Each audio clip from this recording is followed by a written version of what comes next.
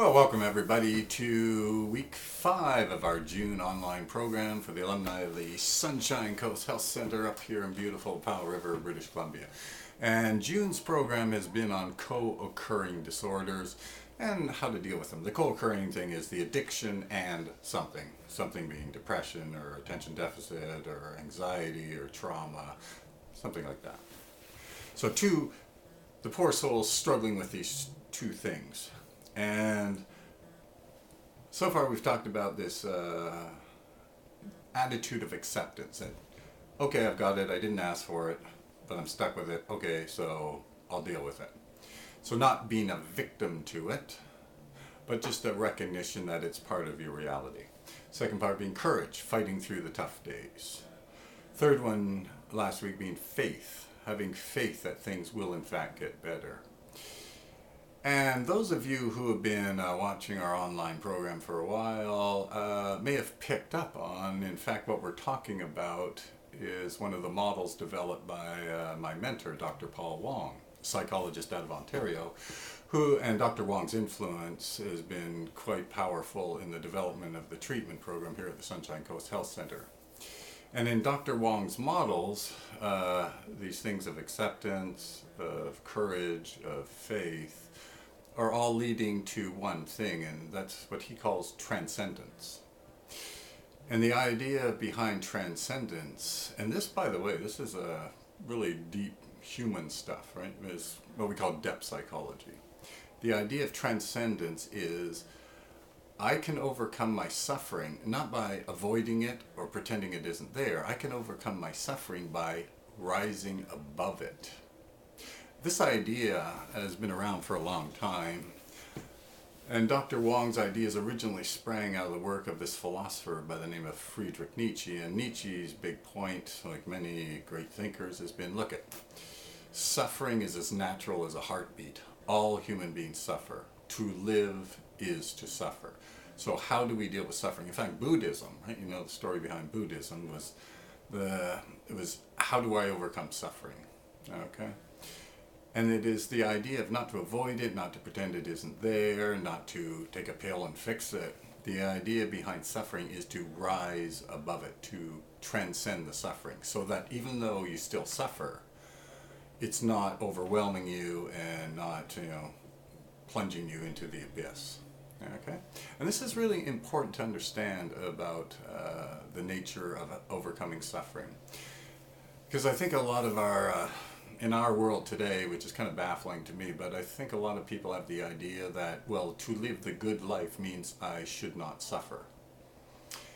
And a lot of people, we've noticed, just from talking to the clients here, if they're suffering from depression and attention deficit disorder and anxiety, something in addition to the addiction, they feel this is totally abnormal suffering and like I just should not go through it. Okay? And in fact, there are ways of easing suffering, don't get me wrong on this one. But in the end, if you're suffering from these, you might be suffering them for a long time, right? And so again, this idea, if you have it in your mind that I shouldn't have to go through this, and in fact, I know my buddy who sells the pills on the street corner, and I can take away my anxiety real quick, right? And not to run that, because you know as well as I do what the end result of that's going to be, right? Is in fact you're going to suffer more in the future. But to get rid of this concept of that out of your mind that somehow to suffer is bad, because a lot of great thinkers have recognized that it is through suffering that we grow as human beings. In fact, a lot of these great thinkers have suffered horribly in their lives, which is why they know this, right?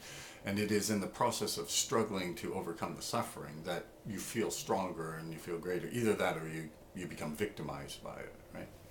But to fight through it, and it is in this fighting through that you grow and develop. And for a lot of times, the most obvious example, which we talk a lot about at Sunshine Coast, is this John Nash fellow in the movie or the book A Beautiful Mind. And now here's a guy with a clearly, seriously impairing thing. We think it's schizophrenia.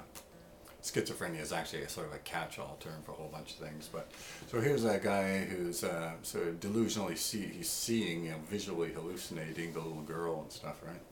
And somehow he gets to a point where he can actually get off the medication. Now he still has the delusions, no question about that, right? He sees things, but he understands that part of his life, right? And rather than playing the victim to it, now that he's come to some awareness, what he does is he makes a decision, he's not going to become a victim to it. So even though it's still there, it's not going to overwhelm him. It's not going to have that great hold over him. So in that sense, he's rising above it. He's transcending it. And this, for just about everybody human, is what life is like. And this is true even for people really of no problems. They are going to get old, and at some point they will very likely suffer. Maybe they'll find out they have heart disease or cancer or something, but something's going to happen to them and they will suffer. And if you live long enough, a lot of your friends are going to pass away. I'm getting to the age where my parents are in very poor health. I have friends who've passed away. My, siblings are getting older and running into trouble. So this is true of all human beings at some point in their life. And the idea is not that this is bad or anything else, and not to allow it to overwhelm you, but to rise above it and find some acceptance that it's going to be there. So this idea of transcendence is actually the way to deal with suffering, including, again, the depression, the anxiety, the attention deficit, the trauma, whatever particular thing you're suffering from.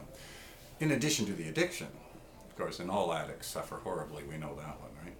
So even though it feels like, some days it's just, holy geez, I got these two whammies against me, and sometimes 3 or 4, right?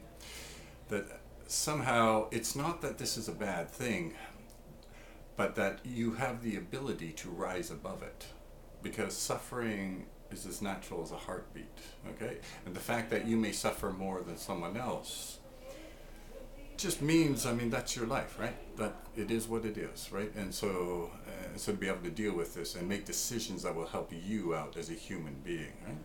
Anyway, some of the, just watch just about any Hollywood movie, right? And this is actually one of the main themes of it, is these people who overcome suffering, okay?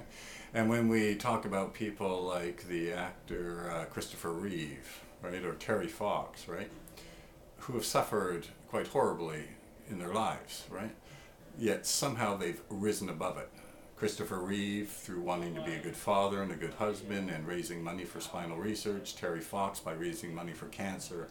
They've all found ways of rising above it. Not that anything has changed for Christopher Reeve. He's still in the wheelchair, right?